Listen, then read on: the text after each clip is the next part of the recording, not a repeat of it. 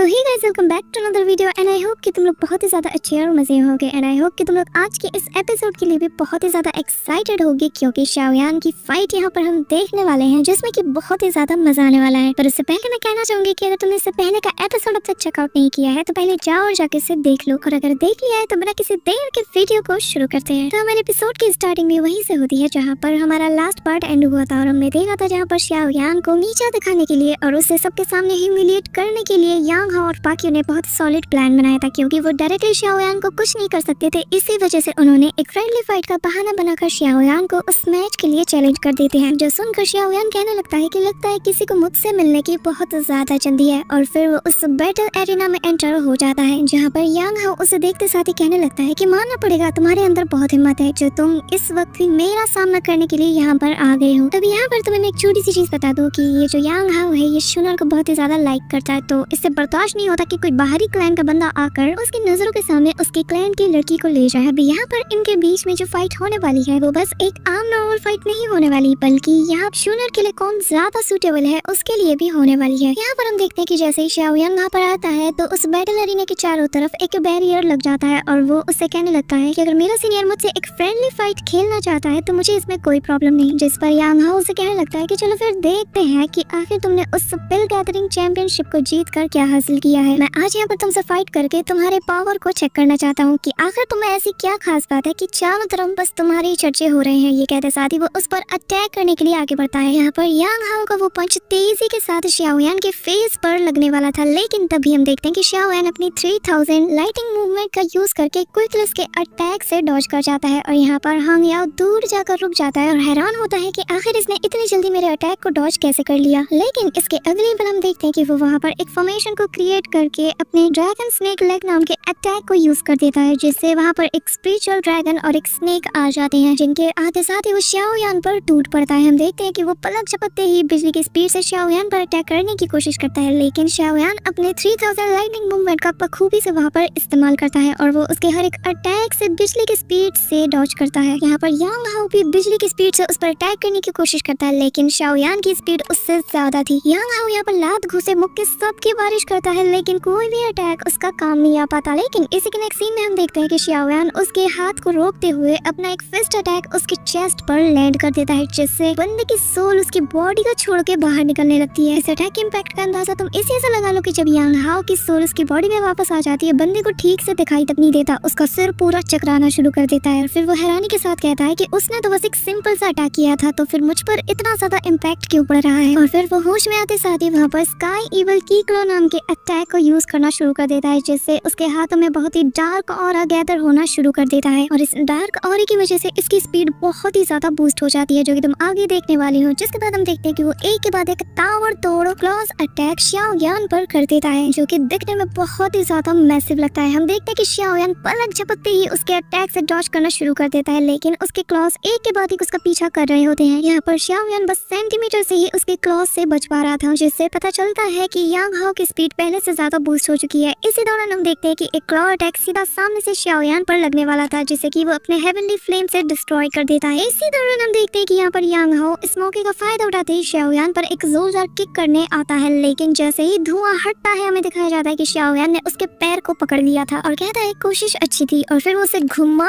कर फेंक देता है, जिसके बाद दोनों के बीच बहुत ही फुर्ती के साथ क्लोज कॉम्बैट होना शुरू हो जाता है। ताबड़तोड़ पंचेस अटैक्स दोनों ही तरफ से एक दूसरे पर हो रहे थे, लेकिन यहाँ पर शाओयान भारी पड़ जाता है और फिर वो एक जोरदार किक मार के उसे दूर गिरा देता है, जो देखकर वो कहने लगता है कि मैंने तुम्हें अंडर एस्टिमेट किया था। और फिर वो वहाँ पर हैंड साइन बनाते हुए एक सील को फॉर्म करता है जो कि पाम शेप में होता है, लेकिन शाओयान की स्पीड कमाल की होती है। जैसे ही उसे ये नजर आता है वो पीछे से जाकर उसके उसी रिस्ट पर बस 2 फिंगर से अटैक करता है, जिससे उसका बैलेंस बिगड़ जाता है और वो फॉर्मेशन नहीं बन पाता, जिसके बाद शाओयान यांग हाओ को वो घुमा के पंच मारता है कि बंदे की अकल ठिकाने लग जाती है, लेकिन वो गिरते साथ ही वहाँ पर दोबारा से उसी फॉर्मेशन को क्रिएट कर लेता है, जिससे एक जायंट पाम निकलता है जो कि शाओयान की तरफ बढ़ता है, जो देखते साथ ही शाओयान कहने लगता है कि लगता है अब मुझे उसे यूज करना ही होगा, जो कहते साथ ही शाओयान वहाँ पर हैंड साइन बना लेता है और फिर हम देखते हैं कि वहाँ पर फायर से एक बहुत बड़ी शील्ड बन जाती है, जिससे जैसे ही उसका पाम अटैक टकराता आता है वो पूरी तरीके से डिस्ट्रॉय हो जाता है। यांग हाउ भी ये नजारा देखकर शॉक्ड हो जाता है, जिसके बाद धरती कांपना शुरू कर देती है और हम देखते हैं कि उस बैटल अरीना के फ्लोर पे क्रैक्स बनने शुरू हो जाते हैं, जिससे हम देखते हैं कि जमीन के अंदर से लावा से भरा हुआ एक टॉर्नेडो शाओयान यहाँ पर क्रिएट कर देता है, जिससे कि पूरे अरीना में उसके फ्लेम्स चारों तरफ हिट हो रहे थे, जिससे कि आधे से ज्यादा ऑडियंस वहाँ पर मैदान छोड़कर भागना शुरू कर देते हैं। शाओयान के द्वारा क्रिएट किया गया ये फ्लेम टॉर्नेडो बहुत ही ज्यादा मैसिव था। उस टॉर्नेडो ने यहाँ पर यांग हाउ की बुरी हालत तक कर दी थी, जिसके बाद जैसे ही वो टॉर्नेडो गायब होता है हम देखते हैं कि वहाँ पर एक बहुत बड़ा सा होल बन चुका था, जिसके बाद यांग हाउ की बॉडी उसमें गिरने ही वाली होती है कि शाओयान उसे पकड़ लेता है, जिसके बाद वो उसे उठा के साइड में पटक देता है। जिसके बाद शाओयान स्टाइल से कहता है कि तुम्हारा इसके बारे में क्या ख्याल है, जहाँ पर ऑडियंस में एक बंदा उससे इतना ज्यादा इम्प्रेस हो जाता है वो वहाँ पर शाओयान की तारीफें करना शुरू कर देता है, जो देखकर पास खड़े दो लोग उसे पकड़ते हुए ले जाते हैं और कहते हैं कि तुम्हें मरना है क्या। यहाँ पर लिंग कियान को भी अपनी आंखों पर यकीन नहीं होता कि शाओयान इतना पावरफुल कब से हो गया कि यांग हाउ तक उसे हरा नहीं पा रहा, जिस पर पास खड़ा कमांडर कहने लगता है कि उसकी स्ट्रेंथ सच में बहुत ही ज्यादा इनक्रेडिबल है और मुझे इसमें कोई शक नहीं कि उसकी स्ट्रेंथ मेरे एल्डर ब्रदर जितनी होगी या फिर उससे भी ज्यादा सुपीरियर। यहाँ पर हम देखते हैं कि शाओयान के उस फायर टॉर्नेडो वाले अटैक से पूरा एरिना डिस्ट्रॉय हो चुका था। इसी दौरान हम दो लोगों को देखते हैं जहाँ पर वो लोग शाओयान को देख रहे होते हैं और उनमें से एक लड़की का नाम वो लिन था, जो कि इससे कहती है कि मानना पड़ेगा इसका फ्लेम पर बहुत ही अच्छा कंट्रोल है, जिस पर दूसरा बंदा कहता है कि हाँ लेकिन मुझे नहीं लगता कि इसके पास सिर्फ फ्लेम की पावर है, जिस पर होलिन कहती है कि हाँ पर मैं देखना चाहती हूँ कि मेरे रेड लोटस फायर अटैक ज्यादा पावरफुल है या फिर शाओयान के फायर अटैक्स। यहाँ पर हम यांग हाउ को देखते हैं जिसे कि बहुत ही ज्यादा गुस्सा आता है और वो दोबारा अटैक करने के लिए आगे बढ़ता है कि तभी उसका यहाँ पर सेकंड ब्रदर आ जाता है, रोकते हुए उसे कहता है कि तुम्हें शर्म नहीं आती कि तुम एक आउटसाइडर से हार गए, तुमने तो हमारे क्लैन का नाम शर्म से डुबो दिया। जिसके बाद उसका सेकंड ब्रदर वहाँ पर शाओयान के सामने अपीयर होते साथ ही कहता है कि क्या तुम मुझसे फाइट करने की हिम्मत करना चाहोगी, जिस पर शाओयान हंसता है और कहने लगता है कि शायद आपको मुझसे फाइट करने के लिए दो और लोगों की जरूरत पड़ेगी, जिस पर वो बंदा कॉन्फिडेंट के साथ कहता है कि नहीं मुझे तुमसे फाइट करने के लिए किसी और की जरूरत नहीं। लेकिन इसी दौरान वहाँ पर गु क्लैन के एक एल्डर में से एक की आवाज आती है, जो कि आते साथ ही यहाँ पर उसके सेकंड ब्रदर से कहता है कि तुम लोग बस करो, शाओयान हमारा गेस्ट है और अपने गेस्ट के साथ ऐसे बिहेव कौन करता है। यहाँ पर एल्डर गुशन को देख के साथ ही वो बंदा वहाँ पर ग्रीट करने लगता है, जिसके बाद एल्डर गुशन कहने लगता है कि तुम लोग पब्लिक के सामने हमारे गेस्ट को ऐसे ह्यूमिलिएट करके क्या साबित करना चाहते हो, तुम दोनों इसी वक्त मेरी नजरों से दूर हो जाओ। यहाँ पर ये सुनते साथ ही हम देखते हैं कि वो सीनियर ब्रदर यहाँ पर शाओयान को देखने लगता है और फिर गुस्से के साथ देखने के बाद वो वहाँ से डिसअपियर हो जाता है, साथ ही यांग हाउ भी यहाँ से चला जाता है। जिसके बाद हम देखते हैं कि एल्डर गुशन यहाँ पर शाओयान से माफी मांगते हुए कहने लगता है कि मैं इस बिहेवियर के लिए माफी चाहता हूँ, क्योंकि हमारे यहाँ की जो यंग जनरेशन है वो तुम्हारे और लेडी शूनर के रिलेशनशिप से बिल्कुल खुश नहीं, तो ऐसा कुछ होना नॉर्मल बात है। जिसके बाद हम देखते हैं कि शाओयान उसे ग्रीट करते हुए कहता है कि आपकी इस हेल्प के लिए शुक्रिया। जिसके बाद एल्डर गुशन सभी को अनाउंस करना शुरू कर देता है और बताता है कि 3 दिन बाद वो दिन भी आ जाएगा जब हम स्पेस गेट से होते हुए एंशिएंट सेंट माउंटेन पर जाएंगे, लेकिन आप सभी से मैं कहना चाहूंगा कि वहाँ पर अपना खास ख्याल रखिएगा, क्योंकि अगर एक बार आप वॉइड में खो गए तो दोबारा यहाँ पर वापस नहीं आ सकते। यहाँ पर उस अनाउंसमेंट को सुनते साथ ही सभी लोग बहुत ही ज्यादा एक्साइटेड हो जाते हैं। जिसके बाद हम एक मिस्टीरियस पर्सन को भी देखते हैं जो कि शाओयान की तरफ देखते हुए स्माइल करता है, जिसके बाद हमें रात का सीन दिखाया जाता है जहाँ पर ये सभी लोग माउंटेन की तरफ बढ़ रहे होते हैं कि तभी यहाँ पर रास्ते में शाओयान को फील होता है कि कोई उसका पीछा कर रहा है और जिसे फील करते साथ ही शाओयान कहने लगता है कि आखिर तुम कौन हो और जो भी हो तो तुम्हें मेरे सामने आकर मेरा सामना करना चाहिए। जिस पर हम देखते हैं कि चारों तरफ एक पिंक कलर का बैरियर छाने लगता है और फिर वो बंदा आते साथ ही कहता है कि मानना पड़ेगा शाओयान तुम्हारी जो इंस्टिंक्ट्स है वो बहुत ही ज्यादा शार्प है। जिसके बाद हमें दिखाया जाता है कि ये सोल क्लैन से हुन ये होता है, जो कि आते साथ ही शाओयान से प्रोवोक करना शुरू कर देता है। फिर वो उससे कहता है कि क्या हुआ, मुझे देखकर तुम्हें डर तो नहीं लग रहा। यहाँ पर शाओयान उसकी तरफ मुड़ते ही अपने ट्रू फॉर्म में आने लगता है, जो देखकर हुन ये कहने लगता है कि डरो मत, मैं तुमसे यहाँ पर फाइट करने नहीं आया, क्योंकि वैसे भी मेरे हाथ गंदे करने का इस वक्त मुझे मन नहीं। यहाँ पर सोल क्लैन के हुन ये को देखकर सभी लोग अपने अपने ट्रू फॉर्म में आ जाते हैं,